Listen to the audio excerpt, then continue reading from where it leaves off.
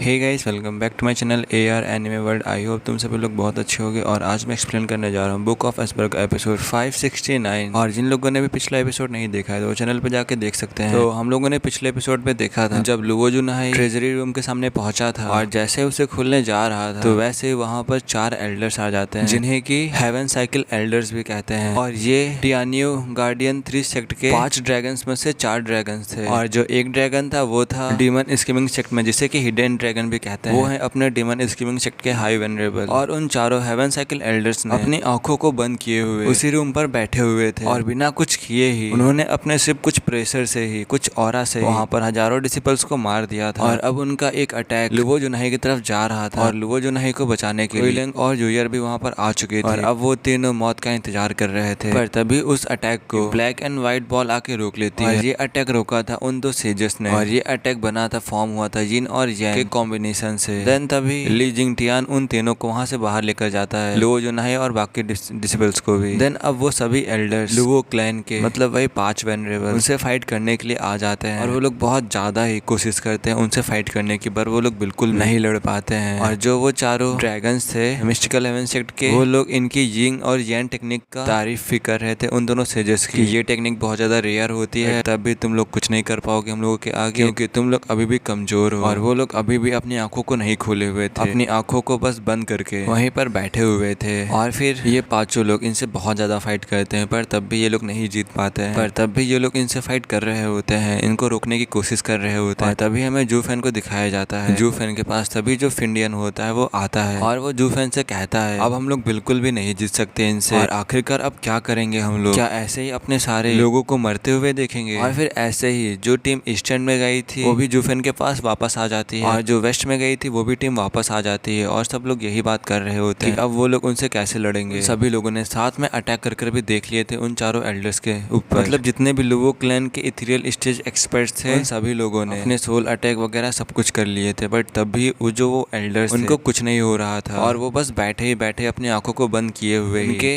Attacks को block कर लेते और उनके ऊपर अटैक कर देते, जिससे कि वो लोग बहुत ज्यादा ही घायल हो चुके थे। और अब सभी के सभी जूफेन के पास आ चुके थे, और अब वो सभी लोग जूफेन से कह रहे थे कि वो लोग उनसे नहीं लड़ पाएंगे और अब हमें वापस चले जाना चाहिए। और अभी जो जूफेन होता है वो बिल्कुल ही शांत होता है और बिल्कुल भी टेंशन नहीं ले रहा था। और वो एक स्माइल करते हुए कहता है तुम लोग ज्यादा टेंशन मत लो, मेरे पास अभी भी एक एस कार्ड बचा हुआ है। और ये जूफेन अपनी रिंग से खेलते हुए कह रहा था। और वहाँ पर जितने भी लोग थे, फिंडियन वगैरह और भी जितने एल्डर्स वेनरेबल्स थे, वो सभी लोग बिल्कुल भी नहीं समझ पा रहे थे कि आखिरकार जूफेन कह क्या रहा है और उनके पास अब कौन सा ही एस कार्ड बचा है। पर तब भी वो लोग जूफेन के ऊपर विश्वास करते थे, और अगर जूफेन ने कहा है तो फिर इसका जरूर ही कुछ ना कुछ मतलब जरूर ही होगा। और फिर तभी जूफेन हंसते हुए अपने एस के पत्ते को बाहर निकालता है, और ये अपना और कोई नहीं गो सेंगटोन होता है, जो कि वहाँ पर बाहर आ चुका था रिंग से, और उसे सभी लोग देखकर शॉक्ड हो चुके थे। और फिंडियन वगैरह सभी लोग कह रहे थे क्या ये 7 साल का इथेरियल स्टेज लड़का, क्या ये उन चारों लोगों को हराएगा? और वहाँ पर कोई भी विश्वास नहीं कर रहा था जूफेन की बातों के ऊपर, आखिरकार ये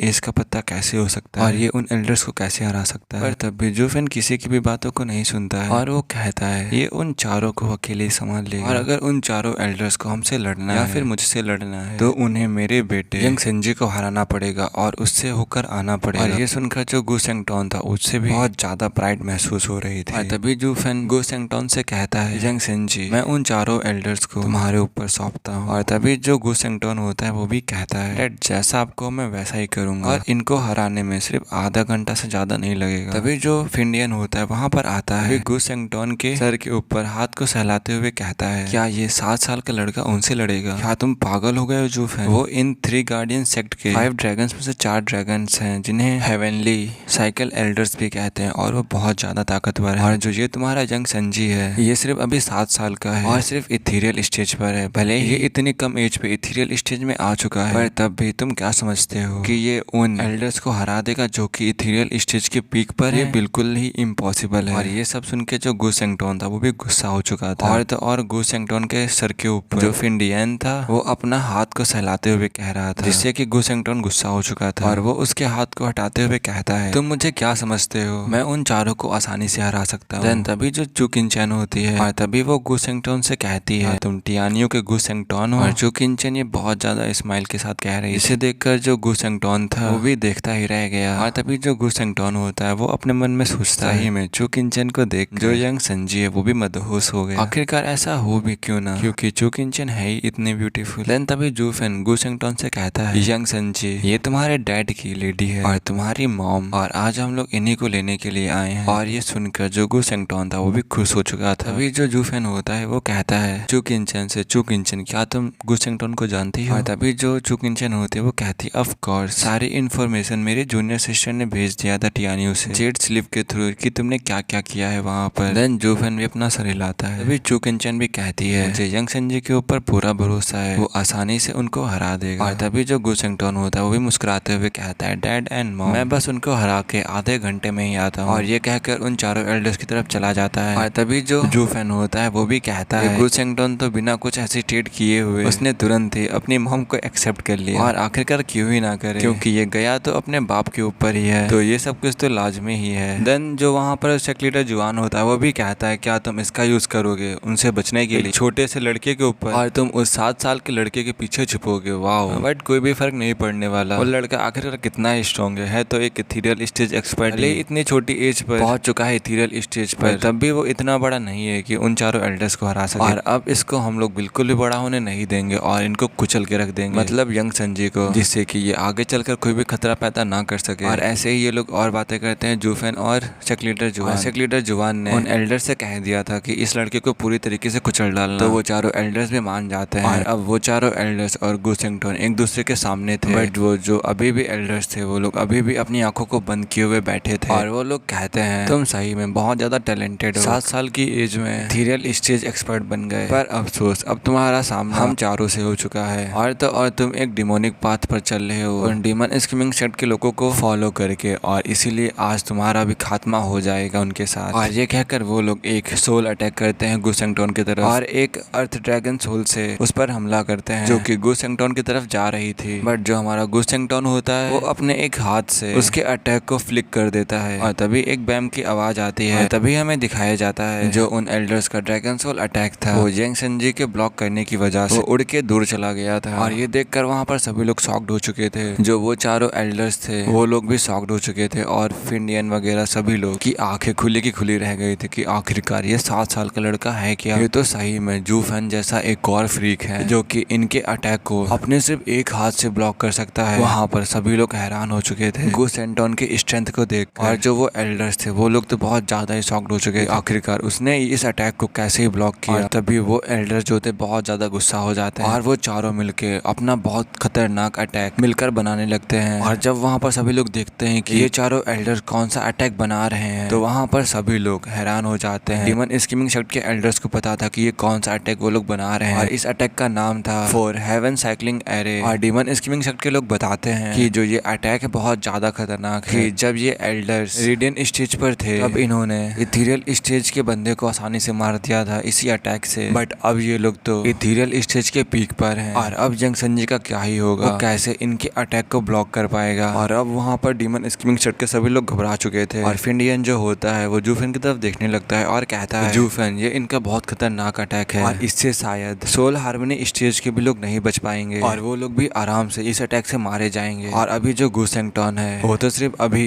इथीरियल स्टेज ही पर है, पर जो जू फेन होता है वो उनके किसी भी क्वेश्चन का आंसर नहीं देता है, क्योंकि जू फेन जानता था जो गु सेंगटोन की बॉडी है वो बनी है किलिंग से, और जो उसकी सोल होगी वो पहले ही पहुंच चुकी होगी सोल हार्मनी स्टेज के ऊपर, और ऐसा अटैक गु सेंगटोन को बिल्कुल भी हार्म नहीं कर पाएगा ऐसा जू फेन सोच रहा था। बट जू फेन भी हल्का सा नर्वस लग रहा था, और उसे भी हल्की हल्की फिक्र हो रही थी गु सेंगटोन की। और तभी जो वो एल्डर्स होते हैं वो सभी लोग गु सेंगटोन के ऊपर अपना अटैक कर देते हैं, और ये वाला अटैक बहुत ज्यादा ही खतरनाक था। उन चारों एल्डर्स की सोल उसमें मिल चुकी थी। तुम लोग उनकी सोल नहीं कह सकते हो, तुम लोग ये कह सकते हो जो वो हेवन ड्रैगन चारों सोल थे वो मिल चुके थे, और अब वो अटैक यंग संजी की तरफ ही जा रहा था। तभी जो यंग संजी होता है वो अपनी बॉडी को ट्रांसफॉर्म करता है किलिंग की बॉडी में, और उसकी बॉडी को ट्रांसफॉर्म करने में बहुत ज्यादा ऑरा निकल रहा था। और जैसे ही वो ट्रांसफॉर्म होता है तो वो बहुत जोरों से रोर करता है, और उसकी रोर से ही जो वो बहुत ज्यादा खतरनाक अटैक था जो कि सोल हार्मनी स्टेज के बंदे को भी आसानी से मार सकता था, वो भी सिर्फ उसकी चीख से गु सेंगटोन की चीख से पीछे हटा जा रहा था। और तभी दोबारा से चिल्लाता है, और इस टाइम उसकी रोर से बहुत ज्यादा ही रेड कलर की एनर्जी जो होती चारों तरफ फैलने लगती है। जो उन एल्डर्स का अटैक था वो भी उसकी वजह से डिस्ट्रॉय हो चुका था, जिससे कि वो एल्डर्स खून को अपने मुंह से उगलने लगते हैं क्योंकि वो एक सोल अटैक था और उनका ये अटैक डिस्ट्रॉय होने की वजह से खून निकलने लगा था। तभी जो वो शॉक्ड वेव होती हैं वो उन एल्डर्स के पास भी तुरंत पहुंच जाती हैं और उनको एक ही बार में खत्म कर देती हैं। और बस उसकी चीख से ही, गुसेंटोन की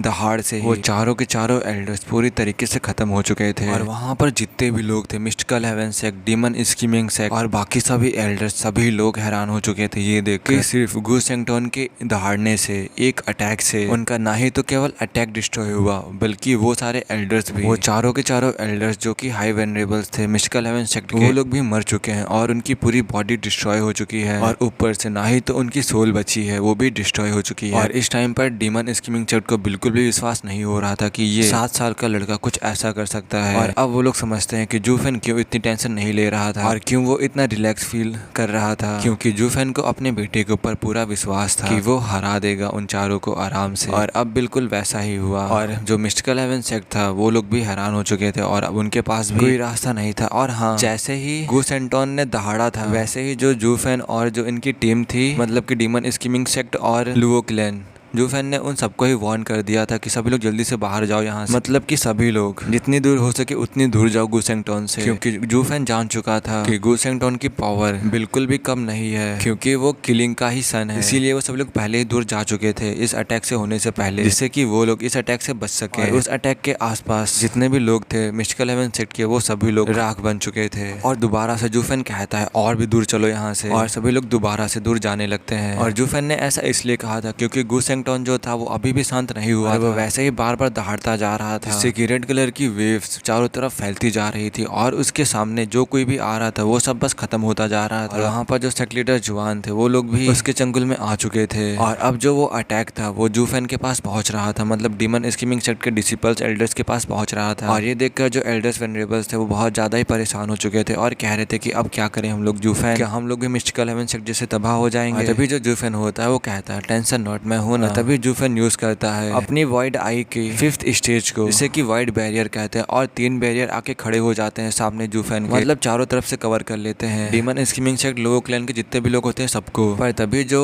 गुसेंगटोन का अटैक होता है वो जब आके टकराता है, वो पहला बैरियर टूट जाता है जूफेन का, और वैसे ही दूसरा भी टूट जाता है और वैसे ही तीसरा भी टूट जाता है। तीसरे के टूटने के बाद जो वो वेव होती है वो वैनिश हो जाती है। और तब जाके जो जूफेन होता है वो भी थोड़ी लंबी सी सांस लेता है और तब जाके वहाँ के एल्डर्स थोड़ी सांस लेते हैं। और अब मैं और जल्दी जल्दी एक्सप्लेन करता हूँ। तो वो सब लोग बच जाते हैं और जो अब गुसेंगटोन होता है वो भी शांत हो जाता है। और अब जो पूरा मिस्टिकल हेवन सेक्ट था वो सब तबाह हो चुका था, मिस्टिकल हेवन सेक्ट अब एक वेस्ट बन चुका था। और तभी जो जूफेन और जो उनके एल्डर्स होते हैं डीमन स्कीमिंग सेक्ट के, सभी लोग सेक्ट लीडर जुआन और जुआन सोयो को ढूंढने लग जाते हैं। और वो लोग बहुत ज्यादा बुरी हालत में, बहुत ज्यादा जख्मी हुए पड़े होते हैं। और जो जुआन था, जुआन सोयो था, वो भी बच चुका था क्योंकि उसने पहना था 9th ग्रेड का डिमोनिक ट्रेजर, सॉरी डिमोनिक नहीं बट 9th ग्रेड का ट्रेजर था जिसने उसे बचा लिया था, बट तब भी वो बहुत ज्यादा ही इंजर्ड हो चुका था। और जो सेक्ट लीडर जुआन था वो भी बच चुका था इन ट्रेजर्स की वजह से। और तभी जूफेन आता है उनके पास और उनको धमकी देता है और एक जेट स्लिप निकालता है और उसमें सेक्ट लीडर जुआन से लिखवाता है जो जूफेन कहता है वही लिखता है सेक्ट लीडर जुआन, क्योंकि जूफेन ने के बेटे को गले से उठा लिया था और अगर वो जो कुछ भी कहता वो नहीं लिखता सेक्ट लीडर जुआन तो फिर उसका बेटा मारा जाता। और फिर जो जूफेन कहता है वो सेक्ट लीडर जुआन लिख देता है। और ये सब कुछ जूफेन इसलिए कर रहा था क्योंकि वो डबल ड्रैगन मैनर से बचना चाहता था। और फिर जो सेक्ट लीडर जुआन होता है जैसा जैसा जूफेन कहता है वैसे वैसे ही लिख देता है। अब जूफेन को किसी से भी डर नहीं था, अब जूफेन पूरा केयर फ्री हो सकता था और जूफेन ने जैसा जैसा सोचा था सब कुछ वैसे ही हुआ था। और सेक्ट लीडर जुआन इसमें बहुत ज्यादा ही गुस्सा था, हेट्रेड में था और वो उस जेट स्लिप को नहीं लिखना चाहता था, बट तब भी उसने लिखा क्योंकि उसके बेटे की जान मुश्किल में थी। और जब जूफेन उससे वो जेट स्लिप ले लेता है तभी जूफेन कहता है अपने सभी एल्डर्स और डिसिपल्स से जितने भी एल्डर्स और डिसिपल्स जख्मी हालत में पड़े हैं सबको मार डालो और उनमें से एक भी बचना नहीं चाहिए। और तभी जूफेन दोबारा से जुआन सोयो की टांग पकड़ के उठा लेता है और उसको मारने जा रहा होता है। पर तभी जो सेक्ट लीडर जुआन होता है वो कहता है जैसा तुमने कहा था मैंने वैसा किया तुम्हारे रूल्स के अकॉर्डिंग और अब तुम्हें इसे छोड़ना होगा। और जो जूफेन होता है वो भी कहता है पहले तो तुम बहुत ज्यादा कह रहे थे कि जो डिमोनिक कल्टिवेटर होते उन पर बिल्कुल भी विश्वास किया नहीं जा सकता है और अब तुम कैसे बदल गए, और ऐसी और बातें होती हैं। और फिर जो सेक्ट लीडर जुआन होता है वो जो किंचन की तरफ देखने लगता है और उससे कहता है मैंने तुम्हारे ऊपर फेवर किया है ऐसा वैसा। फिर जो जूफेन होता है वो लास्ट में आकर इसको छोड़ ही देता है और फिर कहता है डीमन स्कीमिंग सेक्ट, चलो अब वापस चलते हैं। सभी लोग वापस चलो। तभी जो वेनरेबल की होता है वो कहता है और इन डिसिपल्स का क्या, हम लोग उनको नहीं मारेंगे? तभी जूफेन दोबारा से कहते हैं मैंने कहा ना डीमन स्कीमिंग सेक्ट वापस चलो। और फिर वो सभी लोग वापस जाने लगते हैं और अब सभी लोगों ने डीमन स्कीमिंग सेक्ट के लोगों ने सभी लोगों ने मिस्टिकल हेवन सेक्ट को छोड़ दिया था और वहां से चले गए थे। और अब जो डीमन स्कीमिंग सेक्ट था वो इस फाइट को जीत चुका है। और अब ये वाला एपिसोड यहीं पे खत्म होता है। तो आज मैंने बहुत ज्यादा ही शॉर्ट में एक्सप्लेन किया था और पूरे 9 या 10 चैप्टर को कवर कर लिया इसी वीडियो। और अगर मैं इन 9-10 चैप्टर्स को अगर अच्छे से एक्सप्लेन करता तो 3 वीडियो बन जाती। तो आई होप ये शॉर्ट में वीडियो तुम्हें पसंद आई होगी।